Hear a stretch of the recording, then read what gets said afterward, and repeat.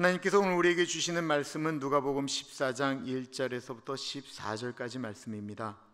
하나님의 말씀을 받들어 봉독할 때에 살아계신 하나님의 음성을 들으시기 바랍니다. 안식일에 예수께서 한 바리새인 지도자의 집에 떡 잡수시러 들어가시니 그들이 엿보고 있더라. 주의 앞에 수종병 든 한 사람이 있는지라. 예수께서 대답하여 율법 교사들과 바리새인들에게 이르시되 안식일에 병 고쳐 주는 것이 합당하냐 아니하냐. 그들이 잠잠하거늘 예수께서 그 사람을 데려다가 고쳐 보내시고 또 그들에게 이르시되 너희 중에 누가 그 아들이나 소가 우물에 빠졌으면 안식에라도 곧 끌어내지 않겠느냐 하시니 그들이 이에 대하여 대답하지 못하니라.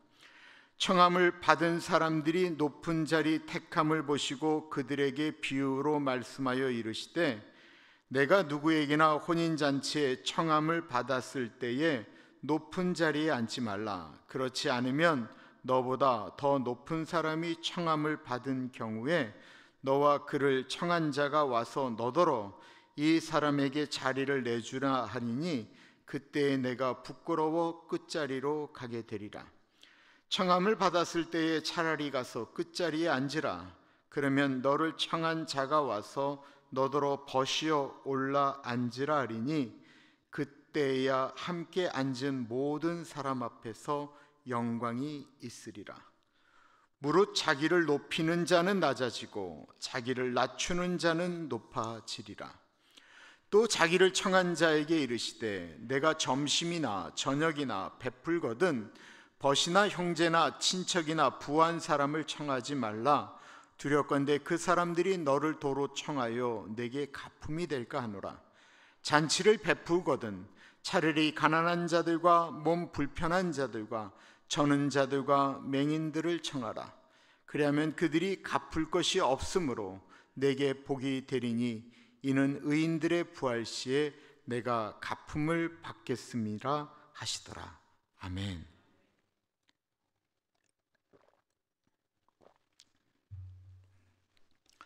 한 중년 남자와 여자가 아주 분위기가 좋은 카페에서 커피를 마시고 있는데 둘은 가끔 눈을 마주치면 웃기도 하고 아주 재미있게 이야기를 합니다.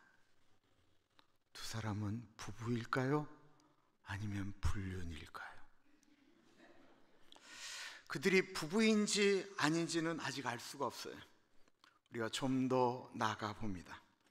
갑자기 그곳에 한 여자가 나타났습니다.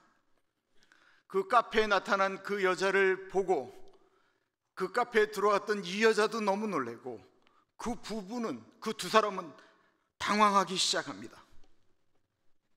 이 둘은 부부일까요? 불륜일까요? 지금 여러분들은 무슨 상상을 하고 계십니까? 이때 남자가 벌떡 일어나서 카페 문을 들어온 여자 앞에 나아갑니다.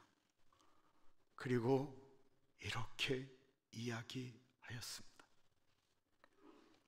아이고 들켰네.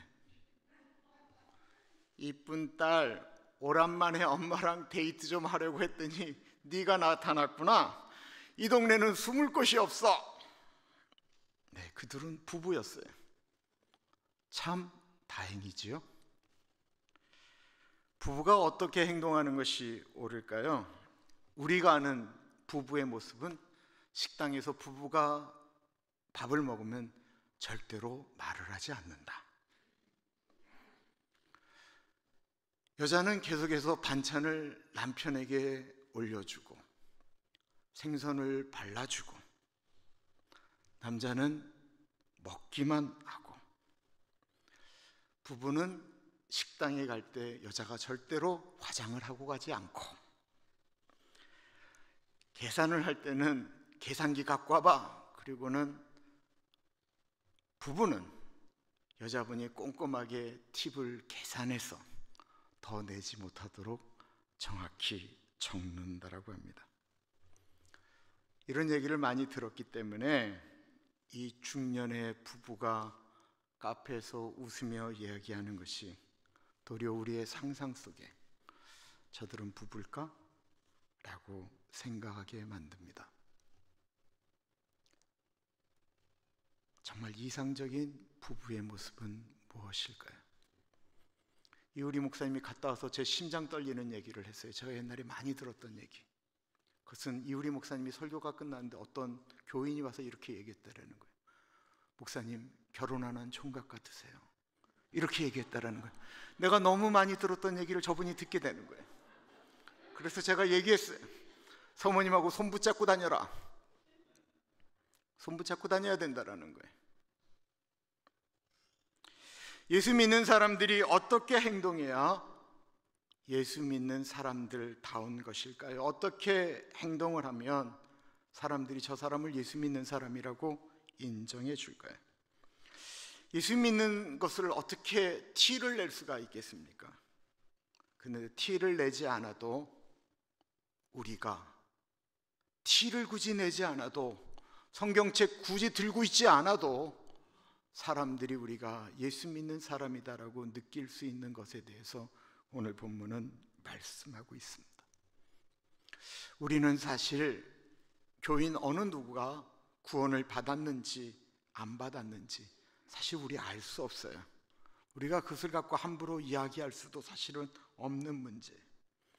다만 오늘 본문 말씀은 하나님의 나라를 꿈꾸는 사람들, 두렵고 떨림으로 구원을 이루기를 소망하는 사람들, 내가 죽으면 하나님 앞에 설 때 부끄럽지 않게 살기를 원하는 사람의 마음가짐에 대해서 말씀하고 있다라고 하는 것입니다. 오늘 성경 말씀의 배경은 한 바리새인 지도자가 예수님을 집에 초대하면서 일어난 일입니다. 그 자리에는 하나님의 나라를 바라보며 살아가는 사람의 관점과 오로지 세상에 있는 자신이 관심 있는 것과 사람들의 시선을 생각하면서 살아가는 사람의 차이가 분명하게 나타납니다. 1절입니다. 안식일에 예수께서 한 바리새인 지도자의 집에 떡 잡수시러 들어가시니 그들이 엿보고 있더라. 배경은 안식일이라고 이야기하고 있습니다. 성경을 보실 때 예수께서 안식일에 라고 하는 표현이 나오면 그 다음에 나오는 것은 무조건 갈등의 이야기가 나오게 됩니다. 예수님과 바리새인의 논쟁과 갈등은 대체로 거의 안식일에 일어났습니다. 교회의 문제가 언제 일어날까요? 평일에 일어날까요? 아니면 주일날 일어날까요? 평일날 일어나는 것은 교인 개인의 문제가 일어날 때가 많이 있습니다. 그러나 주일날 일어나는 문제는 대체로 공동체의 문제가 되어질 때가 많이 있습니다. 그래서 우리는 주일날 조심해야 됩니다. 주일날은요, 말도 조심해야 되고요, 얼굴도 조심해야 돼요. 되도록이면 늘 웃는 낯으로 주일날을 보내시는 것이 복됩니다. 어느 분을 처음 본 것 같습니다. 웃어주셔야 됩니다. 그들이 엿보았다라고 표현하고 있습니다. 엿보는 사람이 문제인 거예요. 누가 나에게 먼저 인사를 하나 안 하나 엿보는 사람이 문제입니다. 목사가 이렇게 하나 안 하나 엿보는 사람이 문제인 거예요. 하나님의 나라를 바라보는 사람은 어떠한 사람입니까? 저 사람이 나보다 나이가 많을까 적을까 고민하지 않고 무조건 먼저 인사하는 사람이 하나님의 나라 사람입니다. 왜? 천국은 어린아이와 같은 사람이 들어가기 때문에 그렇습니다. 그래서 내가 인사를 하는 건 내가 어린아이와 같기 때문이고 내가 나이가 젊기 때문인 거예요. 젊어지길 원하세요? 먼저 인사하십시오. 예수님을 안식일에 초대해 놓고 예수님이 어떻게 행동하나 엿보았습니다. 무엇을 엿보았을까요? 2절입니다. 주의 앞에 수종병 든 한 사람이 있는지라. 그 자리에 수종병 걸린 사람이 있었는데 이 수종병은 몸이 붓는 거예요. 배에 소화가 안 돼서 가스가 막 차는 거예요. 그래서 배가 빵빵한 거예요. 먹어도 소화가 안 되고 힘들어하는 거예요. 몸이 막 붓는 거예요. 손발이 붓는 거예요. 얼굴이 붓는 거예요. 이렇게 손가락으로 살을 누르면 들어갔다가는 잘 나오지 않는 거예요. 몸이 붓는 분들이 얼마나 힘들어요. 이 환자가 수종병 걸린 분이 거기에 왜 와 있는지는 안 알려져 있습니다. 그러나 느낌으로 우리가 생각할 땐 바리새인이 일부러 불렀는지도 모르겠어요. 아니면 이분이 병이 낫고 싶어서 예수님을 억지로 찾아왔는지도 모르겠지만, 안식일에 이 수종병 걸린 분이 예수님과 바리새인들이 식탁하는 그 자리에 있는 것만으로도 우리는 그곳이 갈등 구조로 들어가는 분위기다라고 하는 것을 인식할 수 있습니다. 예수께서 대답하여 율법 교사들과 바리새인들에게 이르시되 안식일에 병 고쳐 주는 것이 합당하냐 아니하냐. 이 자리에는 예수님만 초대된 것이 아니고 수많은 바리새인 지도자들과 그리고 성경을 가르치는 율법 선생님들이 많이 초대되었습니다. 이들의 관심은 말은 안 하지만 이들이 엿본 것은 예수님이 안식일에 저 몸이 퉁퉁 부어져 있는 저 수종병 걸린 사람을 고쳐주나 안 고쳐주나 째려보고 노려보고 있었던 것입니다. 주일날 우리는 어떤 눈빛으로 사랑을 보십니까? 예수님이 그들에게 주일날 안식일에 병을 고쳐주는 것이 옳으냐 옳지 않으냐 질문을 던지셨습니다. 이들은 안식일에 사람이 이 일을 하느냐 안 하느냐, 금지한 일을 하느냐 안 하느냐 라고 하는 것을 가지고 예수님을 지금 엿보고 있는데, 예수님은 안식일의 정신이 무엇이냐, 예수님은 안식일의 근본적인 정신이 무엇이냐, 하나님이 안식일을 만드시면서 우리 사람에게 원하셨던 것이 무엇이냐, 예수님은 정신을 지금 묻고 있는 것입니다. 안식일에 하지 말아야 될 항목은 정확히 39가지였습니다. 첫 번째는 씨를 뿌리는 일을 해서는 안 됩니다. 두 번째는 밭을 가는 일을 해서는 안 됩니다. 세 번째는 추수하는 것이 안식일에는 되어서는 안 됩니다. 네 번째는 추수한 것은 금요일 날 했는데 안식일에 그것을 걱정해서 집으로 가져오는 일을 해서는 안 됩니다. 뭐 이런 것들입니다. 아주 뭐 그냥 깊은 문제들이 아니고 다 노동에 관련된 일이에요. 근데 결정적으로 우리에게 머릿속에 확 들어오는 것이 있는데, 안식일날이라는 글자를 2글자 이상 쓰면 안 돼요. 2글자까지는 돼요. 그러나 3글자를 넘어가면 안 돼요. 안식일에는 또한 지울 때 2글자 이상 지우면 안 돼요. 2글자까지 지울 수 있어요. 3글자는 안 돼요. 이런 것이 39가지였습니다. 맨 마지막 것이, 마지막에 어떤 물건을 움직이지 않도록 하는 것이 안식일에 해서는 안 될 행동입니다. 다 대부분 노동에 관련된 것이었습니다. 왜 처음에 노동하지 말라고 말씀하셨을까요? 날마다 그냥 육체적인 일 가지고 움직이면서 돈 버는 걱정하고 움직이다가 주일날을까지 노동을 하게 되면 하나님을 생각할 수가 없잖아요. 그래서 안식일날만큼은 우리가 하나님과 교제하자라는 것이었습니다. 그날만큼은 땅의 일을 생각하지 말고 하나님의 일을 생각하자라는 것이었습니다. 하나님이 안식일을 주신 것은 이 깊은 의미가 있었던 것입니다. 하나님을 바라보고 하나님이 원하시는 것. 그런데 바리새인들이나 율법학자들은 그 안식일의 참된 의미는 생각하지 않고 법만 가지고 이야기했다라는 것입니다. 그래서 예수님이 다시 질문하는 거예요. 하나님이 지금 우리에게 이 안식일에 원하는 것이 무엇이겠느냐라고 질문을 던진 것입니다. 그들이 잠잠하거늘 예수께서 그 사람을 데려다가 고쳐 보내시고 또 그들에게 이르시되 너희 중에 누가 그 아들이나 소가 우물에 빠졌으면 안식일에라도 곧 끌어내지 않겠느냐 하시니 그들이 이에 대하여 대답하지 못하니라.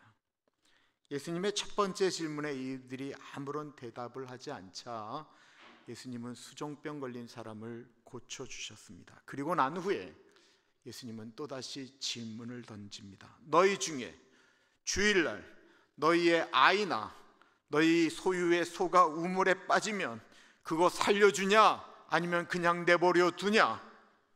이 질문을 던지신 이유는 당연히 바리새인들이 안식일날 자기 아이가 우물에 빠지거나 자기 소유의 소가 우물에 빠지면 건져낸 것이 일반적인 일이었기 때문에 질문을 던진 것입니다. 그런데 왜 예수님과 이들이 늘 안식일에는 갈등을 하게 되었을까요? 그것은 자기들이 원하는 것은 하면서 자신들이 원하는 것, 내 소유의 불편한 것은 감당할 수 없을 만큼 자신들이 꼭 하면서 다른 사람이 몸이 붓고 아프고 고통스러운 것, 등이 곱아서 평생을 곱추로 사는 것, 손이 말라 비틀어진 것, 38년 동안 움직이지 못한 중풍병, 그거 고친 것을 왜 안식일에 병을 고치느냐라고 말했다라는 것입니다. 안식일에는 병을 고쳐서는 안 된다라고 말을 했다라는 것입니다. 하나님 나라를 바라보는 사람들은 하나님의 마음으로 생각하는 것이 옳습니다. 하나님이 원하시는 것이 무엇인지 생각해보고 주일날 이 일을 하는 것이 옳은가 안 옳은가 고민해야 됩니다. 강도 만난 이웃이 쓰러져 피를 흘리고 있는데 제사장이 지나가면서 레위인이 지나가면서 그 강도 만난 이웃을 바라보면서도 이들이 질문하지 않은 것은 하나님이 이 사람을 도와주는 것이 옳으냐 안 옳으냐 질문도 던지지 않았다라는 거예요. 예수 믿는 사람들이 마땅히 질문을 던져야 되는데 질문을 던지지 않으니까 하나님의 나라가 멀리 있는 것 같다라는 것입니다. 예수님을 엿보았던 사람들이 부끄러워서 아무 말도 하지 못했습니다. 예수 믿는 사람의 자세는 저 사람이 그렇게 사나 안 사나 그거 관심 갖는 게 아니고 내 자신이 올바르게 행동하나 예수님께 여쭤보면서 자기를 점검하며 사는 것입니다. 예수 믿는 사람들은 낮은 자리에 임해야 됩니다. 이건 그냥 낮은 자리, 말썽만을 얘기하는 게 아니고 우리 사람의 마음 자세를 이야기하는 것입니다. 겸손에 대한 이야기를 하는 거예요. 예수님 당시 풍습은 잔치가 벌어지면 이 초대하는 주인 그 바로 옆에 그곳을 상석이라고 이야기하는 곳에는 가장 초대된 분 중에 가장 존경받을 만한 가장 사회적으로 지위가 높은 분을 그 주인 옆에 앉히는 것, 그 다음은 다음 사람, 이것이 이스라엘의 풍습이었습니다. 안식일에 예수님이 초대된 그 자리에는 이미 사람들 중에는 돈 꽤나 있고 지위가 있고 높고 존경받는 많은 바리새인들과 율법학자들이 이미 들어와 있었죠. 그리고 그들은 이미 주인 옆 높은 상석에 비스듬히 누워서 예수님을 바라보고 있었던 것입니다. 어쩌면 사람들에게 선지자일지도 모른다, 스스로는 하나님의 아들이라고 얘기하는 예수님을 모독하고 조롱하려고 예수님이 들어온 그곳을, 그 문을 그런 식으로 쳐다보았는지도 모릅니다. 예수님은 원래 자리에 연연하지 않는 분입니다. 예수님 하나님 나라 버리고 이 땅에 오실 때 각오하셨거든요. 베들레헴에 오시는 거 괜찮다고 하셨어요. 말구 위에 눕는 거 괜찮다라고 하셨어요. 이름도 모르는 촌동네 나사렛에서 자라는 거 다 괜찮다라고 하셨어요. 예수님 자리를 연연하시는 분이 아니셨어요. 머리 들 곳 없는 것도 예수님의 그냥 삶의 모습이다라고 생각하셨어요. 예수님은 높은 자리에 있는 사람들 한 번도 부러워한 적 없었어요. 사단이 예수님에게 모든 것들을 다 너에게 주겠다, 이 모든 자리를 너에게 주겠다라고 아무리 얘기해도 예수님 흔들린 적이 없어요. 그 예수님이 세상 사람들 앞에 세상 사람들이 바라보는 가치관을 가지고 그 높은 자리에 앉아있는 사람들을 보면서 예수님이 말씀하셨습니다. 청함을 받은 사람들이 높은 자리 택함을 보시고 그들에게 비유로 말씀하여 이르시되 내가 누구에게나 혼인잔치에 청함을 받았을 때에 높은 자리에 앉지 말라.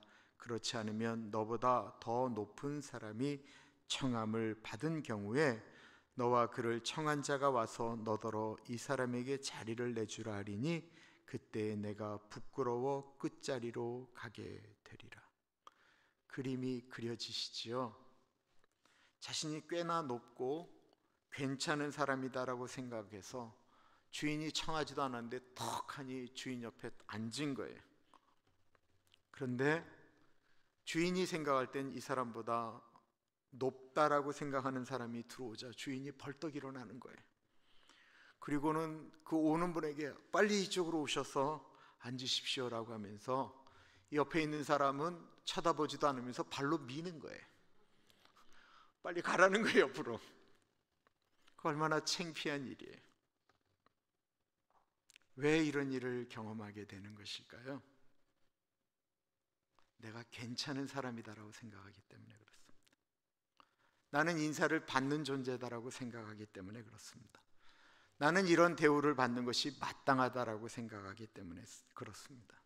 자신의 존재를 사회적 지위나 가진 것으로 생각하기 때문에 그렇습니다. 근데 이것 우리가 살고 있는 이 세상, 유물론적인 사고 가운데 있는 세상에서는 이것 자연스러운 거예요. 분명히 맞는 이야기예요. 그러나 우리는 이 세상에 발을 붙이고 살면서도 두렵고 떨림으로 구원을 이루어야 되는 존재들입니다. 우리는 숨을 쉬는 이 세상만 생각해서는 안 되고 우리의 숨이 끊어지는 날 올라가는 하나님 나라도 생각해야 됩니다. 예수님을 만나면 사람들은 부끄러워할 줄 알아야 됩니다. 물고기 잡는 전문가 어부였던 베드로가 밤이 새도록 고기를 잡으려고 했지만 잡지를 못했지요. 예수님이 말씀을 전하기 위해서 베드로의 배에 타서 말씀을 전하고 베드로에게 이야기합니다. 배를 깊은 데로 가지고 가서 거기서 그물을 내려보아라. 피곤했지만 베드로가 순종을 합니다. 그리고 깊은 곳, 그곳에 그물을 던졌는데 그물이 찢어질 정도로 고기가 잡혔습니다. 그 수많은 고기를 보면서 베드로가 겸손해져서 제가 알지 못했던 진짜 어부 중에 어부, 고수가 나타나셨네요 라고 했습니까? 그러지 않았습니다. 베드로가 그 그물이 찢어질 정도로 잡힌 고기에는 관심이 없이 갑자기 예수님 무릎 앞에 자신의 무릎을 꿇었습니다. 그리고는 이렇게 고백합니다. 주님, 나를 떠나 주십시오. 나는 죄인입니다. 자신이 얼마나 비천한 존재임을 깨닫게 된 것입니다.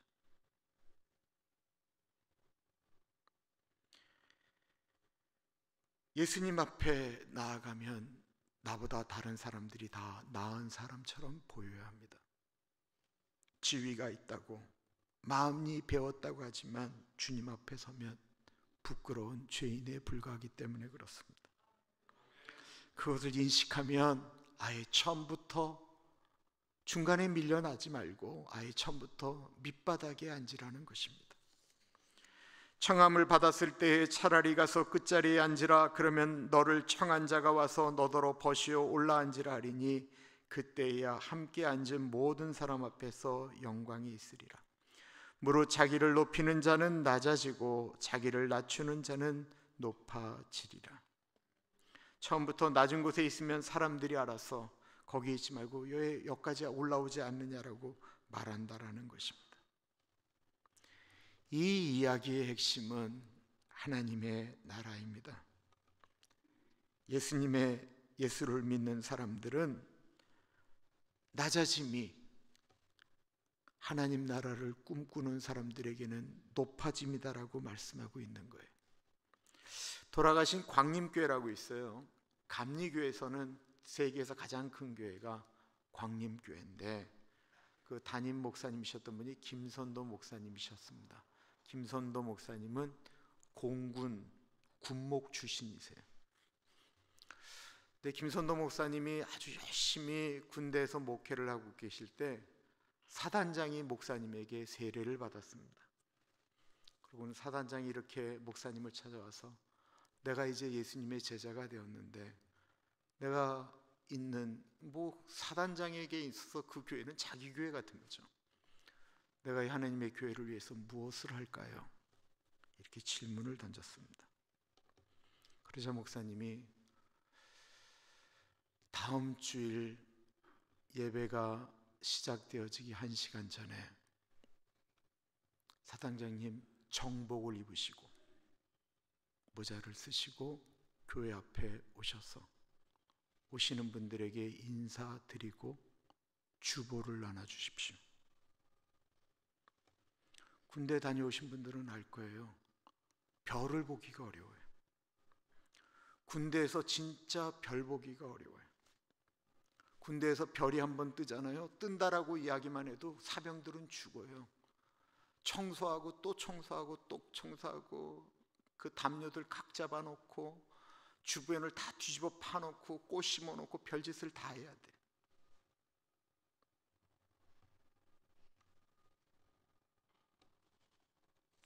그런 별을 단 사단장에게 주보를 나눠주라는 말이 됩니까? 그런데 이 사단장이 아무 말 하지 않고 얼굴이 벌개졌지만 내가 그렇게 하겠습니다라고 이야기를 했습니다.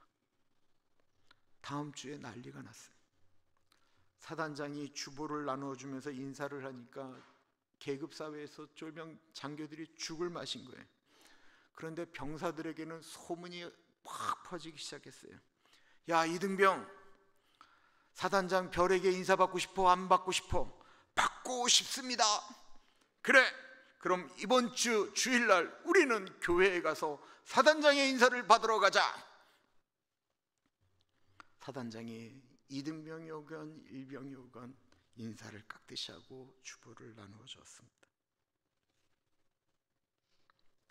사단장이 고개를 숙임으로 그분이 낮아졌습니까? 우리가 지금 이 이야기를 들으면서 그 사단장이 낮아졌다라고 생각합니까? 도리어 높아졌습니다. 사단장이 인사한다고 좋아하며 그 주보를 받았습니다. 사단장이 꾹뻑 인사하는 걸 주보를 받은 다음에 이등병이 기분 좋게 본당으로 들어갔습니다. 그거 받았다고 이등병이 높아졌습니까? 내가 인사받는다고 높아지는 거 아니에요. 내가 인사한다고 낮아지는 것도 아니에요. 그러나 하나님 보시기에 다르다라는 것입니다.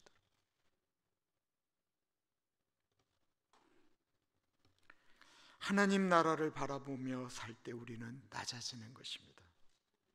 예수님이 그러셨다라는 것입니다. 하나님 나라를 소망한다라는 것은 이 세상이 복을 바라기 보기보다는 하나님 나라의 상주심을 바라는 것이죠. 예수님이 그 잔치집을 보니까 바리새인들이 다 삐까번쩍한 옷을 입고 율법 교사들이 다 자기의 신분을 나타내는 계급장 같은 것을 들고 그 자리에 온 것입니다. 그리고 다 명품 가방 하나씩을 들고 있습니다. 이들이 잔치상에 둘러져 있는 음식과 요리들을 보면서 마음속에 이런 생각을 합니다. 다음번에는 내가 초대할 차례인데 나는 어떤 정도로 음식을 차려야 되나 고민했다라는 것입니다. 당시 이스라엘의 문화는 누가 누구를 초대하면 그것에 대한 인사로 꼭 초대받았던 사람도 다음에는 그들을 초대하는 것이 예의였어요. 사람 사는 도리였다라는 것입니다.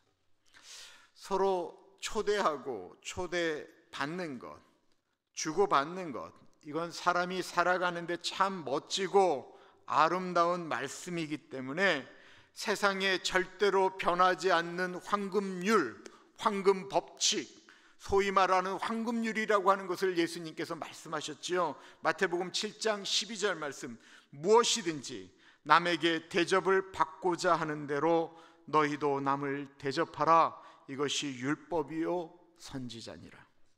얼마나 좋은 말이에요. 다른 사람이 나를 대접하기를 원하면 내가 풀어야 된다라는 거예요. 풀면 사람이 모인다라는 거예요. 그 사람이 좀 성질이 거시기에도 돈을 잘 풀면 사람이 모인다라는 거예요. 이것이 세상 살 때의 지혜라고 말씀하고 있습니다. 이것이 예수님 당시에 한 법이었다라는 거예요. 그런데 예수님이 자신을 초대한 바리새인 지도자에게 더 큰 하늘의 황금률을 이야기하고 있습니다. 또 자기를 청한 자에게 이르시되 내가 점심이나 저녁이나 베풀거든 벗이나 형제나 친척이나 부한 이웃을 청하지 말라. 두렵건대 그 사람들이 너를 도로 청하여 내게 가품이 될까 하노라. 예수님이 초대하지 말라고 말씀한 것은 아닙니다. 누군가가 내가 초대를 받으면 초대에 대한 부담감이 있으니까 네가 그렇게 잘 차려서 대접을 했는데도 저쪽에서 너를 또 불러서 대접을 하게 되면 너의 초대되는 것은 이 땅에 있는 것으로 끝이 난다라는 것입니다. 그런데 누가 나를 부르면 부담이 되지만 부담이 되었어도 다시 자기를 초대했던 사람을 불러서 대접할 수 없는 사람들이 있다라는 것입니다. 누구일까요? 잔치를 베풀거든 차라리 가난한 자들과 몸 불편한 자들과 저는 자들과 맹인들을 청하라. 그리하면 그들이 갚을 것이 없으므로 내게 복이 되리니 이는 의인들의 부활 시에 내가 갚음을 받겠음이라 하시더라. 예수 믿는 사람들이 하나님 나라의 복을 쌓는 비결은 갚을 가능성이 없는 사람들에게 투자하는 것입니다. 이것을 가리켜 그 예수전도단에서는 심는다라고 표현을 해요. 사실 선교사한테 심으면 선교사가 우리한테 그거 돌려줄 수 없죠. 그것을 심는다라고 표현하는 거예요. 그것이 나에게 열매가 되도록 심는 건데 내가 그 심는 것이 우리 삶에는 별로 도움이 안 되는 것을 말씀하고 있습니다. 계층적 품위 유지를 위해서 교회는 어디나 다 있어요. 나는 내 수준은 저런 사람들하고 밥을 먹어야 된다라고 얘기하면서 계층적 품위 유지를 위해서 밥을 먹는 사람들이 있어요. 주고받는 관계가 있어요. 그것은 이 땅 가운데 끝나는 거예요. 이것은 이 땅 가운데 내 품위 유지를 위해서 심는 거예요. 그런데 이거는 그냥 아무런 것이 없는 그냥 밑 빠진 독에 물 붓는 것처럼 그냥 부어도 나에게 걷어질 것이 없는 것을 지금 하나님이 말씀하고 있는 것입니다. 꼭 손해보는 것 같은 것. 화요 국률 사역을 시작했죠. 저희가 9년 전에 시작을 했는데 화요 국률 사역을 한 다음에 하나님께서 부어주시는 놀라운 일들이 일어나기 시작했어요. 무엇이었는지 아세요? 도둑이 들끓기 시작한 거예요. 화요 국률 사역을 하자 도둑이 들끓기 시작했어요. 왜냐하면 다 열어놓거든요. 친교실도 열어놓고 예배당 열어놓고 다 열어놔요. 애들 데리고 오니까 방들도 열어놔요. 텔레비전을 친교실에 달아놨는데 없어졌어요. 우리 교회가 또 보통 교회예요. 가져가면 우린 또 달아놓자. 또 달아놨더니 3일 만에 또 가져갔어요. 거기만 가져간 게 아니고 유치무실에 있는 컴퓨터 텔레비도 싹 다 가지고 갔어요. 저쪽 이엠방에 있는 그 창문들을 사람들이 들어온다면 몰래 문을 조금만 열어놓는 거예요. 그러면 조금 열렸으면 이게 열렸는지 닫혔는지 표도 나오지 않아요. 그럼 밤에 몰래 그 문을 살짝 열어놓은 걸 열고 들어와서 다 가져갔어요. 마음속에 분노가 일어나기 시작했어요. 화가 치밀기 시작했어요. 우리가 화요일마다 얼마나 고생하는데 이 꽃헌금을 우리 교인들이 어떤 마음으로 하는데 마음이 상하기 시작했어요.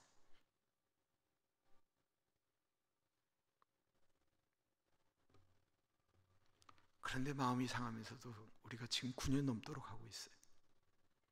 꽃헌금이요 점점 더 많이 들어오고 있어요.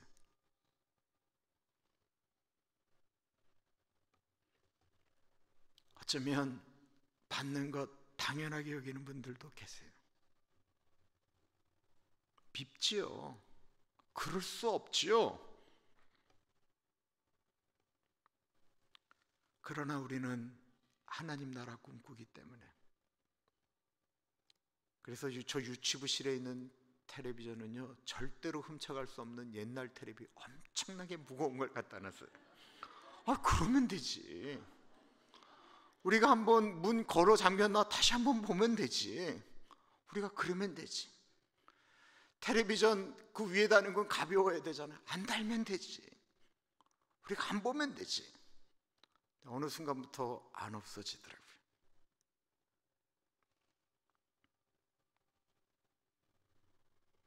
이 세상에서 복을 받는 것이 아니고 하나님 나라의 상급을 쌓는 것입니다. 우리는 우리가 죽었을 때 분명히 심판대 앞에 섭니다. 그때 하나님께서 이 복에 대한 말씀을 고린도후서 5장 9절과 10절에 이렇게 말씀하십니다. 그런즉 우리는 몸으로 있든지 떠나든지 주를 기쁘시게 하는 자가 되기를 힘쓰노라. 이는 우리가 다 반드시 그리스도의 심판대 앞에 나타나게 되어 각각 선악간에 그 몸으로 행한 것을 따라 받으려 함이라. 올해 표가 두렵고 떨림으로 너희 구원을 이루라입니다. 이 구원이라고 하는 문제는 우리가 죽었을 때 단 한 번 결정되는 일인데, 이 구원의 문제, 이 중요한 문제를 우리가 숨쉬며 살아가는 동안 풀어가야 된다라는 것입니다. 우리 무슨 일을 할 때 예수님이 원하는 것이 무엇인지 꼭 좀 물어봅시다. 우리 높은 자리에 올라가기보다는 예수님의 제자답게 낮은 자리에서부터 시작합시다. 하나님 나라의 상급을 쌓아 놓는 일에 우리의 물질을 사용합시다. 그럴 때 굳이 우리가 예수 믿는 사람이라고 얘기하지 않아도 사람들은 우리를 향하여 저 사람은 그리스도인이라 말씀하실 것입니다. 기도합니다. 참으로 존귀하신 하나님 아버지, 천국 백성은 어떻게 살아갈까 생각하였습니다. 하나님 아버지, 예수님께서 바리새인들을 향하여 이 일을 하는 일이 합당하냐 안 하냐, 주님, 우리가 그 일을 감당할 때 주님의 물음에 대답할 줄 아는 우리가 되게 하여 주옵소서. 하나님 아버지, 높은 자리에 서기보다는 낮은 자리에 설 줄 아는 우리가 되게 하여 주옵소서. 하나님 아버지, 우리에게 주어진 물질들, 내 것이 아닌데 나보고 알아서 쓰라고 하셨습니다. 그 물질을 어떻게 사용하느냐에 따라서 하나님 나라 상급이 달라지는데, 하나님, 우리가 이 땅에서 나를 위하여, 내 품위 유지를 위하여 쓰는 것뿐만 아니라 하나님 나라, 영원한 나라, 도둑도 없고 녹도 쓸지 않는 그곳에 영원한 상급을 위하여 쌓아둘 줄 아는 지혜를 우리에게 허락하여 주옵소서. 존귀하신 하나님, 하나님께 귀한 예물을 드립니다. 이 예물이 사용되어질 때 하나님 은혜 내려 주십시오. 하나님, 꽃헌금을 드립니다. 우리 성보석 장로님 이젠 한국 나이로 90이 되셨습니다. 우리 장로님, 권사님에게 은혜 주시고, 하나님, 장로님 당뇨나 고개를 좌우로 움직이시는 것이 어렵지 않도록 은혜 주십시오. 우리 혁준, 혁승경제 가운데 같이 하시고, 이제 선한 일을 감당해야 될 매튜 가운데 하나님 은혜 주시기를 기도드립니다. 우리 박준걸 장로님, 우리 웬디 집사님 가운데 같이 하여 주시고, 교회를 이끌어 가시는 것이나 커피 브레이크 지역 리더로서 이끌어가는 일에 어려움이 없도록 인도하여 주시고, 우리 세라를 주님의 이름으로 축복합니다. 하나님, 세라가 하나님의 귀한 딸로서 하나님의 은혜 가운데 거하며 보낼 수 있도록 우리 테런스와 세라 가운데 같이 하여 주시고, 우리 케일라와 저스틴이 이룬 가정 가운데 은혜 주시기를 기도드립니다.